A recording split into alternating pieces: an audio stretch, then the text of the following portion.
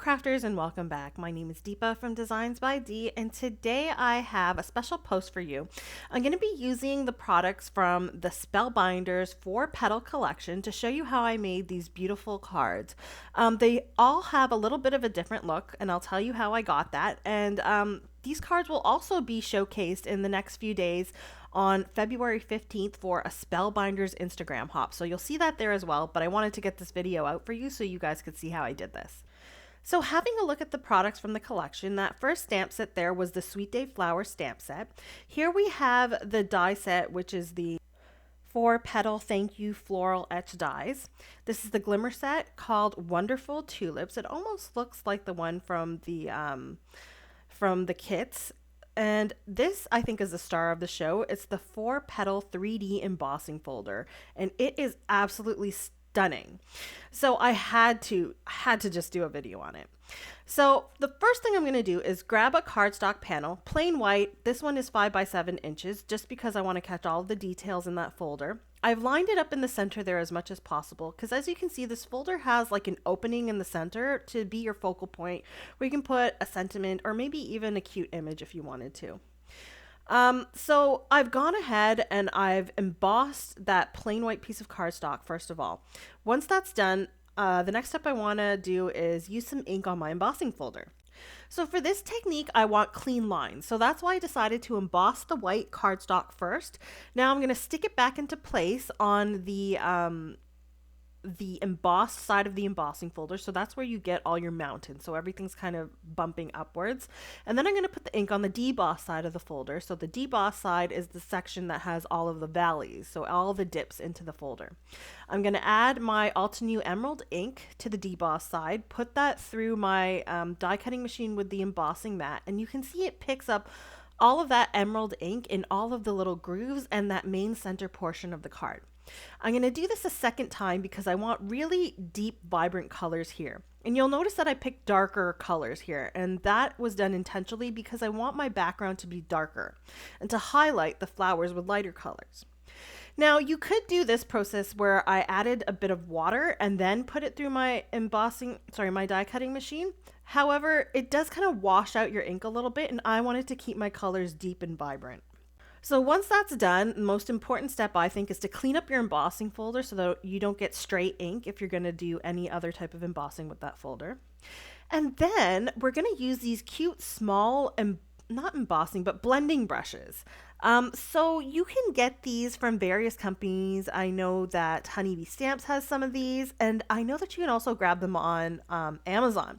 And they come in 3 sizes. You got like a larger one, medium, and small. And they're all nice and small and perfect for detailed ink blending, which is what I'm doing here.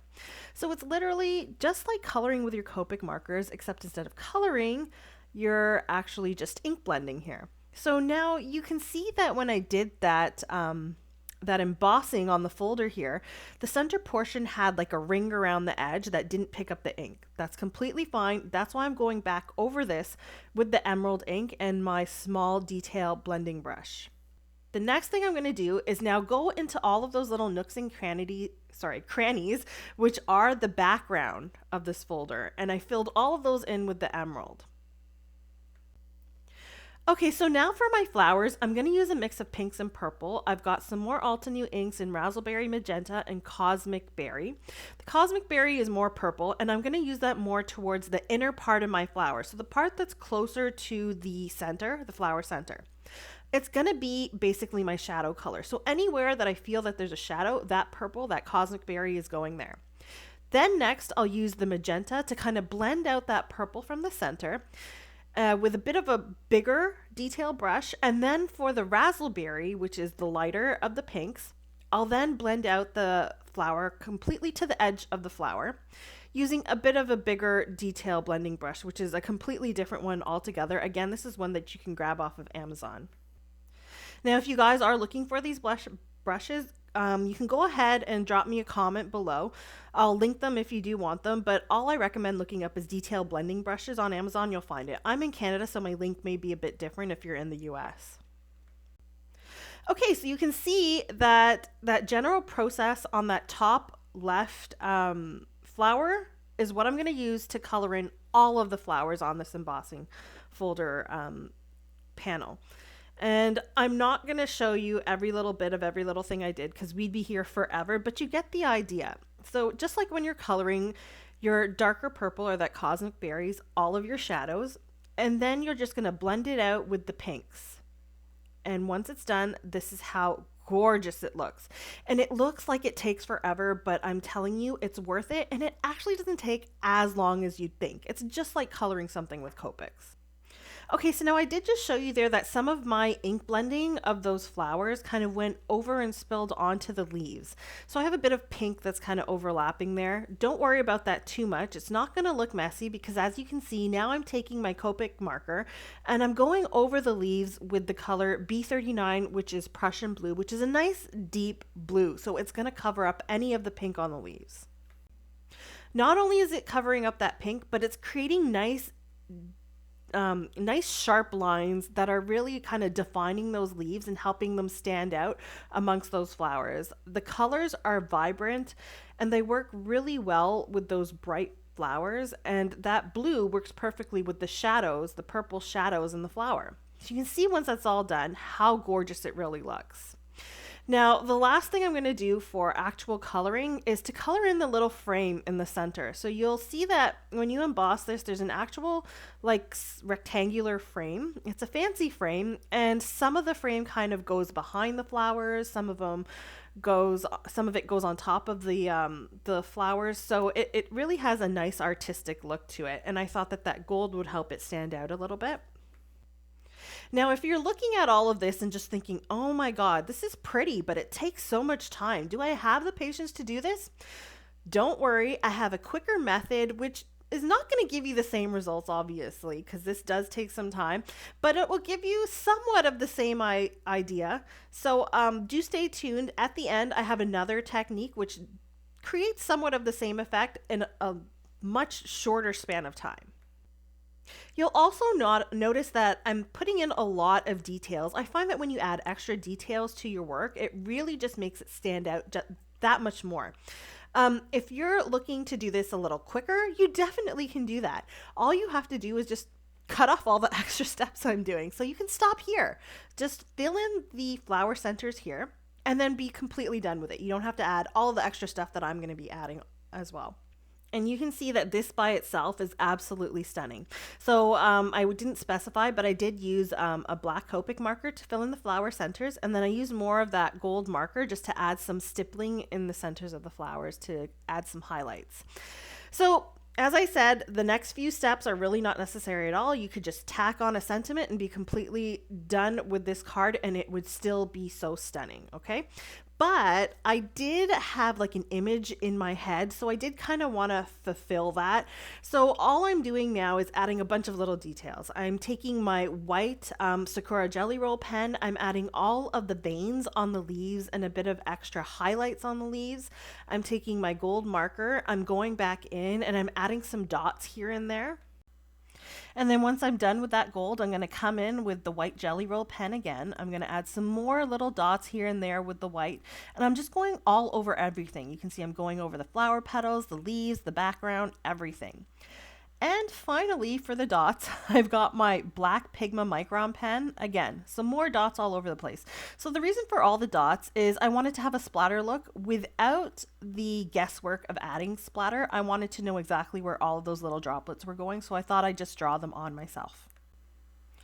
Then to take it another step further, I took the gold pen and again, I decided to go back over the leaves and create a shadow on the edge of the leaves.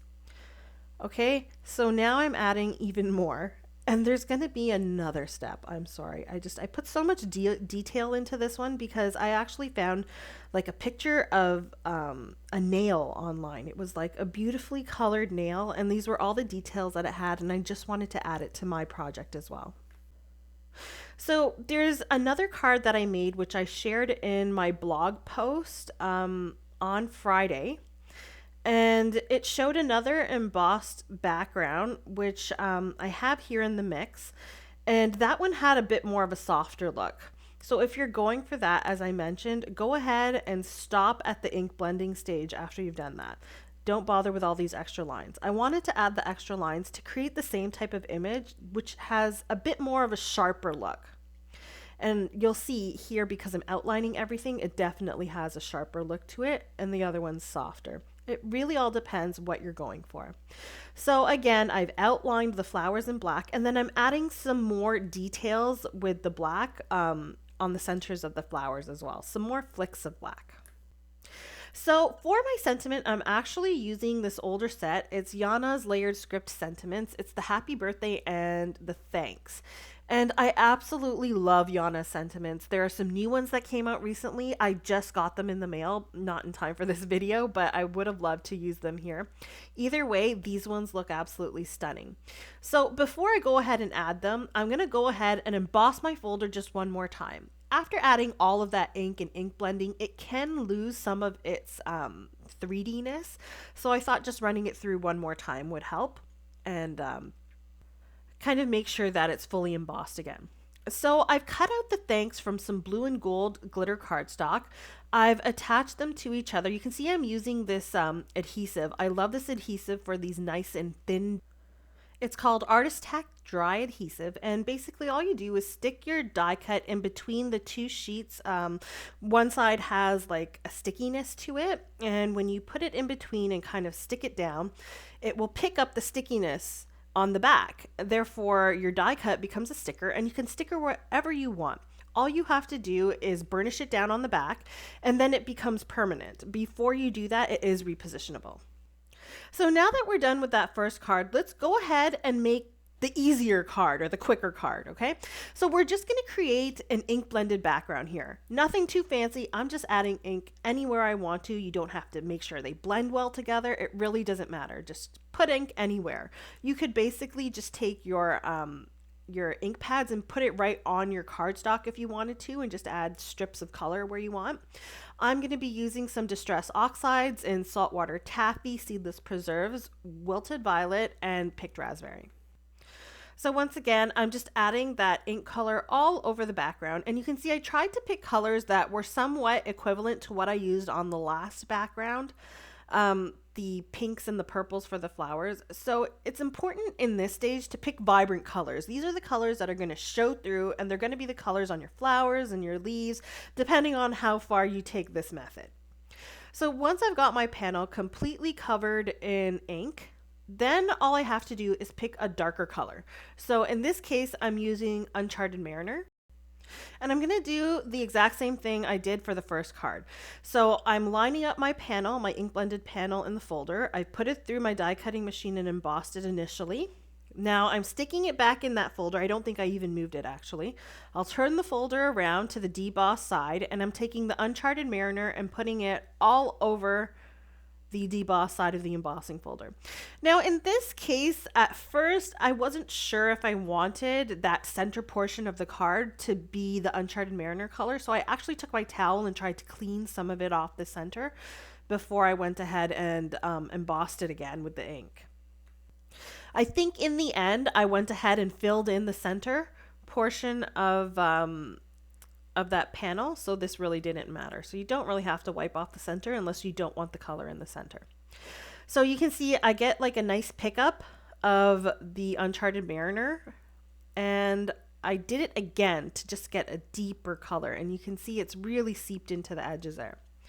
Now I'm going to take some dye ink so that it really just seeps into that cardstock, and I'm using some Altenew ink in Galactic Stream and just going over the top. So this Galactic Stream is almost the same color as the Uncharted Mariner, and that's why I went ahead and used this. So I decided to add that just to kind of highlight the embossed portions of this panel. Now, I decided that maybe the dark was a little too dark, so I wanted to tone it down a little. So I grabbed some gold pigment ink. So it's a gold pigment ink, ink pad there. And I did the same thing that I did with the Galactic Stream and just rubbed it over the top. It kind of softened that Galactic Stream a little bit. Now again, by all means, you can stop here and use the panel as is. Maybe darken up the edges so that your eyes are drawn more in towards the center, and work with that panel. This is a very quick technique and you can be done with that, and it would make it perfect for mass production. Now, of course, myself, I have a problem stopping. So I went ahead and I colored in the entire background. Now, keep in mind, a lot of that background is covered with all of the embossed portion of the folder. So it really doesn't take that much time to color that in, especially with the Copic marker. In this case, I used BG09, colored in the entire center and the background. And then I went ahead and I attached the sentiment in the same way that I did before, except this time I just used gold glitter cardstock and the happy birthday sentiment. Now again, this is another point in the process where you could just stop. Of course I didn't. I grabbed my white Sakura jelly roll and I wanted to add those dots because I thought that those dots were imperative in creating that whimsical, magical look that I had in the first card.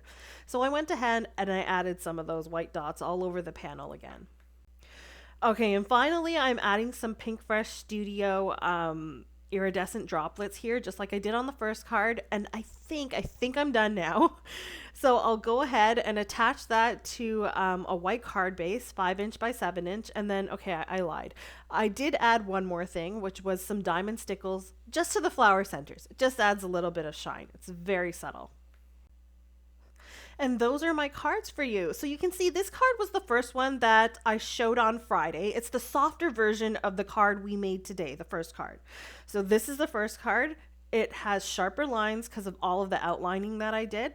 They both look pretty, just a little bit different. And then the final card, which was the quicker technique, you can see looks just as stunning. Now, along with these 3 cards, I also showcased these 2 cards on my Instagram account and my blog on Friday. I just wanted to give you a quick peek at them. One of them was with the wonderful tulips. I made a shaped card with that. And this one was made with the Thank You floral dies. Now I made this one a little unique in that I have a little twine there along with those small clothespins, and you can interchange those sentiments. So I've stamped out the happy birthday, the with sympathy, and the have a sweet day, and you can basically change your card's sentiment to your whim. So those are my cards that I have to share with you today. I hope that you've been inspired to create something similar yourself. Don't forget to like and subscribe, and have a great day, guys. And don't forget to tune in for that Spellbinders hop on February 15th. You can find me on Instagram at DeeZinesByD. See you again. Bye.